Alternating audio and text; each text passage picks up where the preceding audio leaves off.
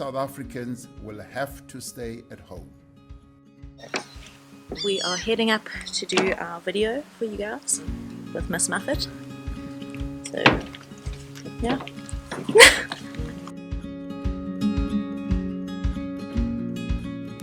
It has been almost 2 weeks since our nationwide lockdown, and we still have 7 more days to go.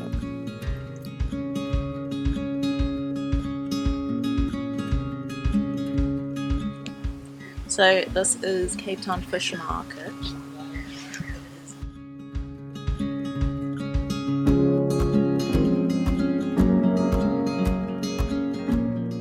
This whole deck area is usually covered on both sides. They've all been packed away. Cleo's just taking a break. She's exhausted. And then you have Brow House and Dockside that side, and you can see it's all a little empty around.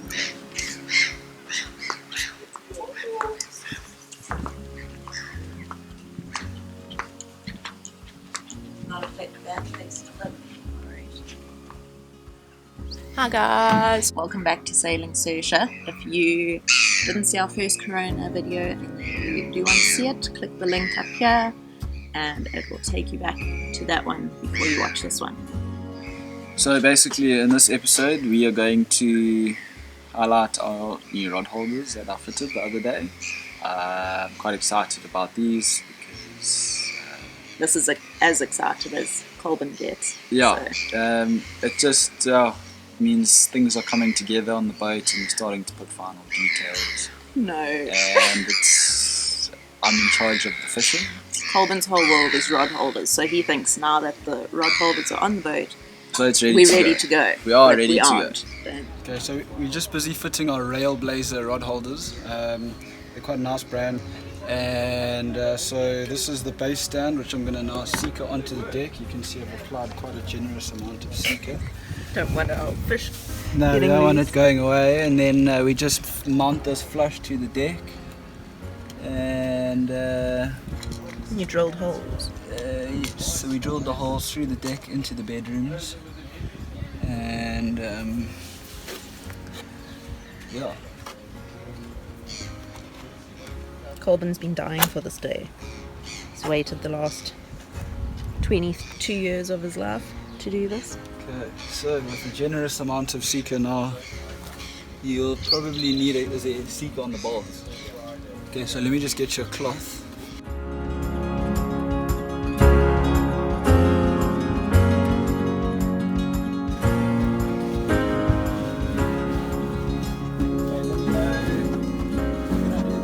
Okay, just okay, now go.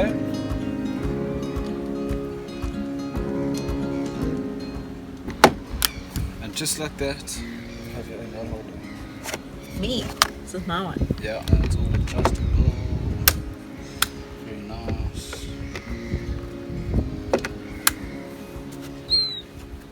I think I like it. You're right. So Colben used to fish at home back in Belito on his paddle ski, fishing kayak, and he used to catch some buses, so I wouldn't call it bus. he's super excited to have these rod holders on the yacht, but I doubt we'll get to use them anytime soon with lockdown. Fishing has been made the last priority pretty much. We have 5 levels, so our president has introduced 5 levels, and if the country's curve gets better, then we slowly work our way down and open up all the sectors of the economy and the country, and fishing is the last one, so he'll have to hold on for a little bit. But yeah, where's your favourite spot to fish? Well, so far I think my favourite so far would be like Mozambique.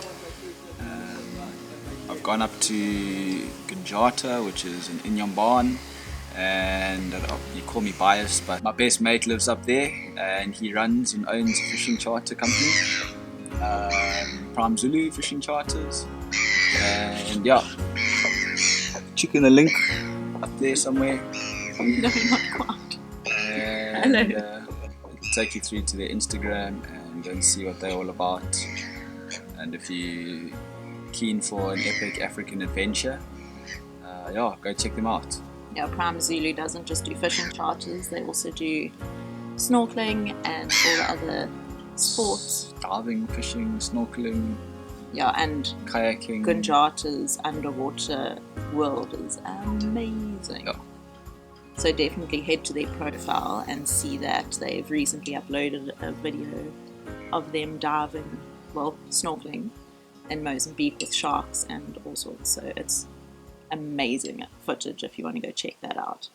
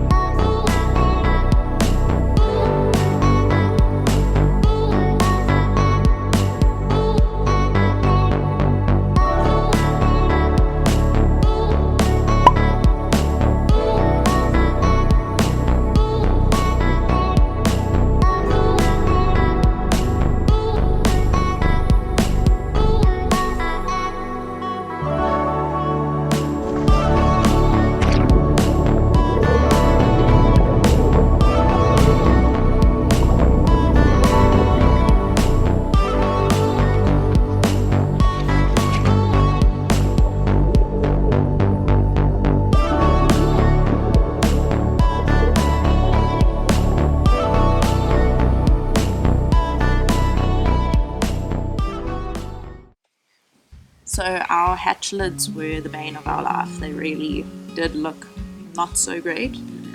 Yeah, it is. They needed a full repaint, and we finally got around to that when we were doing the bimini. We thought we should start with sanding them down and priming them, and then we all got distracted with the fact that Patrick messed up the bimini, and we all focused on the bimini. So the hatch lids have taken a long time, I would say the last 2 months.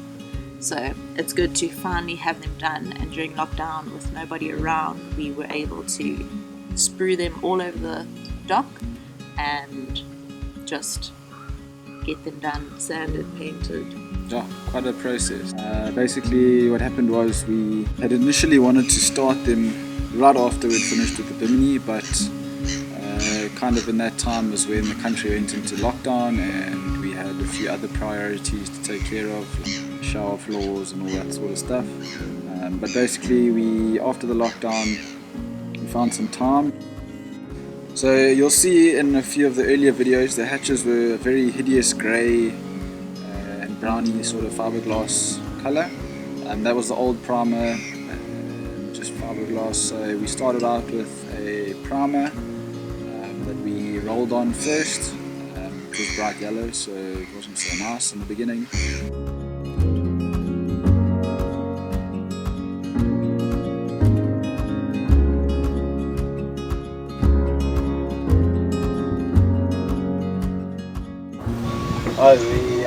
You can see our hatch lids are nice and primed, and we just, because we rolled it on with a mohair roller, it's given us, I don't know if you can see over here, like a bit of texture which we don't really want because it might affect the non-skid. So we're just giving it a light sand with some 320 grit sandpaper. We've come to a bit of a disaster.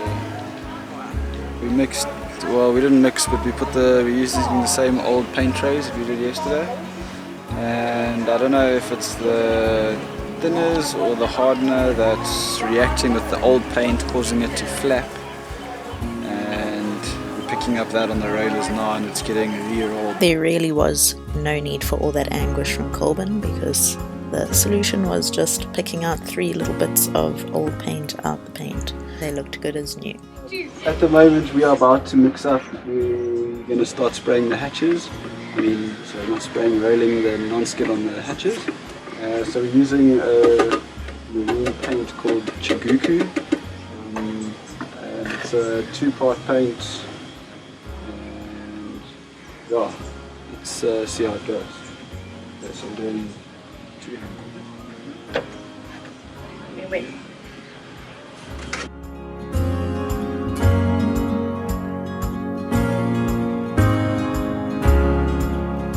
We rolled on the first coat of paint. With mohair.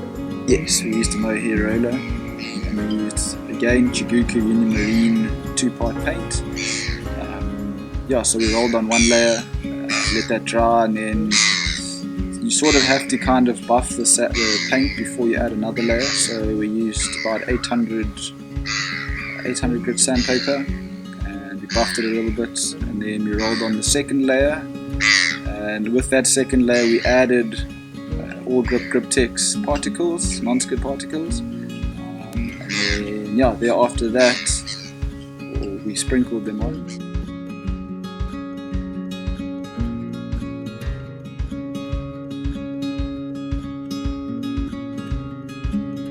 Well, salt shaker is the ideal thing, but we didn't have one of those, so I made my own with peanut butter bottle and a couple of holes in the lid. Worked like a bomb. Yeah, it worked pretty well, I'd say. We tried a sieve, but The particles are too fine for us. yeah.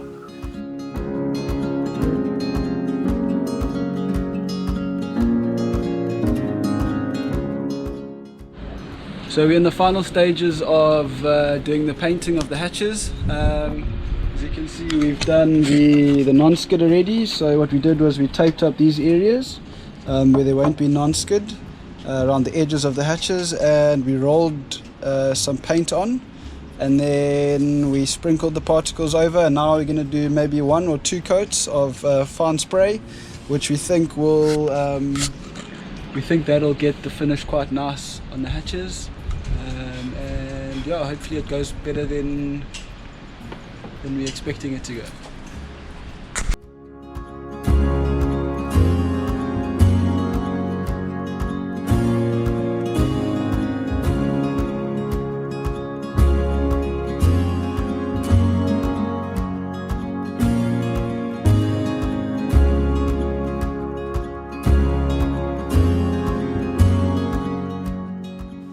So today we are fitting the hatch lids that we painted and put non-skid on, and we are just lining everything up and making sure it fits, and then securing them down. Securing the hinges onto the doors.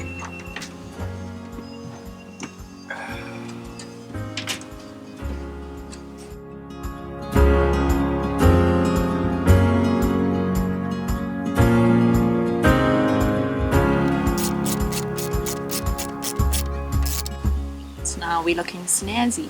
Yes, there's no grey patches all over the boat. The boat's actually white.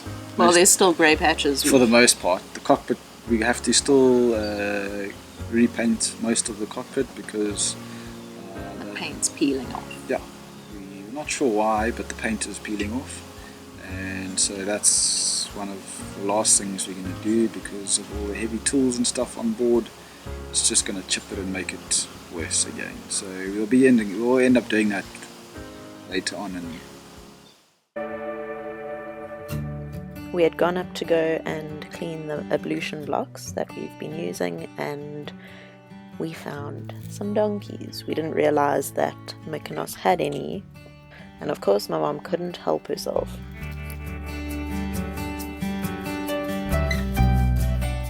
They really do seem to be enjoying ripping up the flower beds.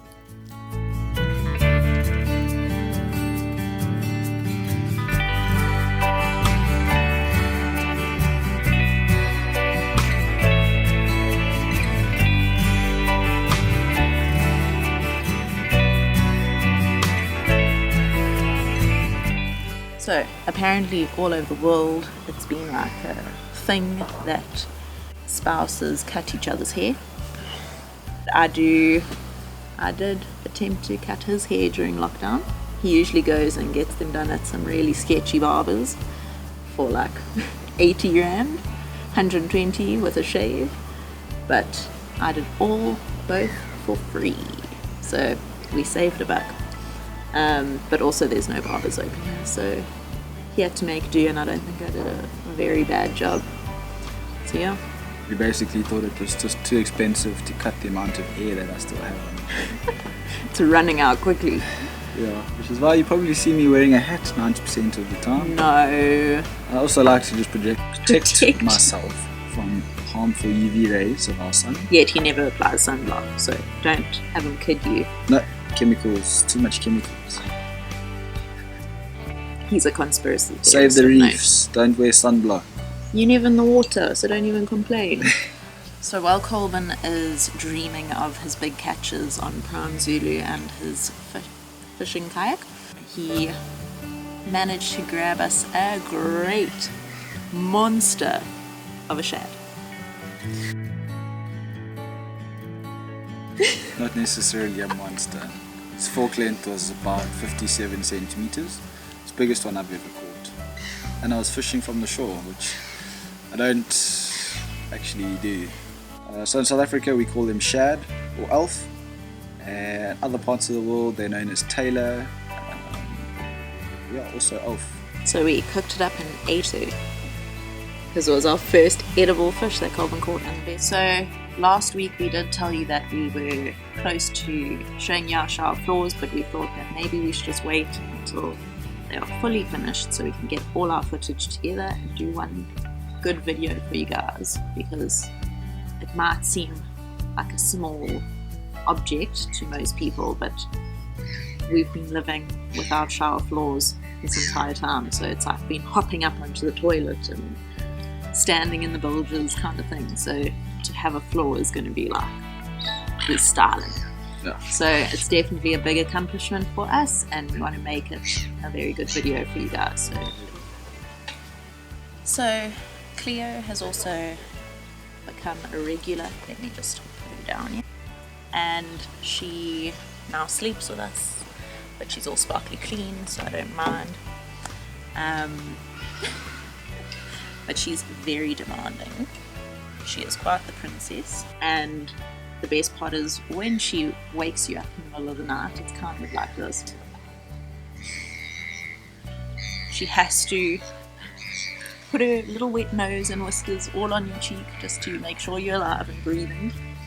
And then she likes to just sit and stare. I'm not even joking, for like 45 minutes. I don't know what her problem is. But yeah, so we get wet noses to the cheek at about 2 o'clock in the morning.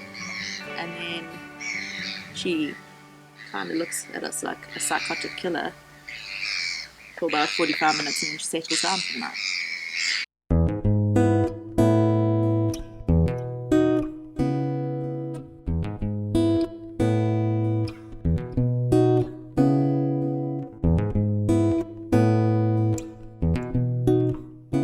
So Bobby, I think Bobby's the last of our marina friendlies, and he is a little wagtail.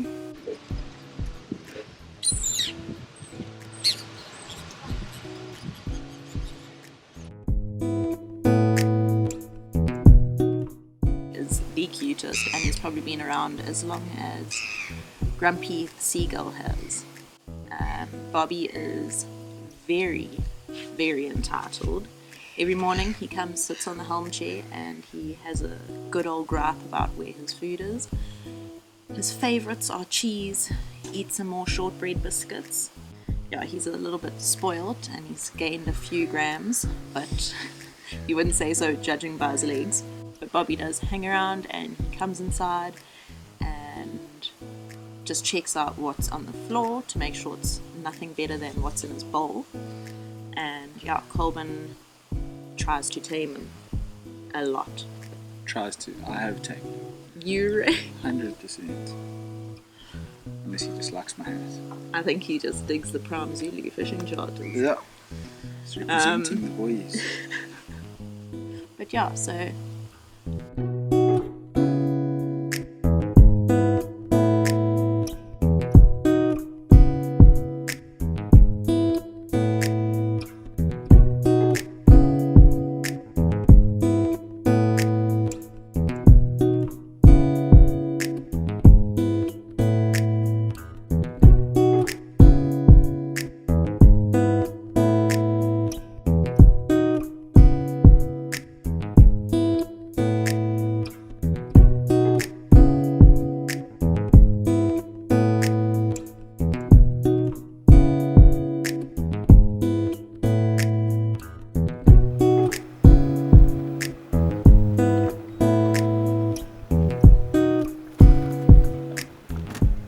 If you enjoyed our video, please give it a like, and if you haven't already, please click subscribe if you want to stay up to date with our most recent videos. And don't forget that notification bell.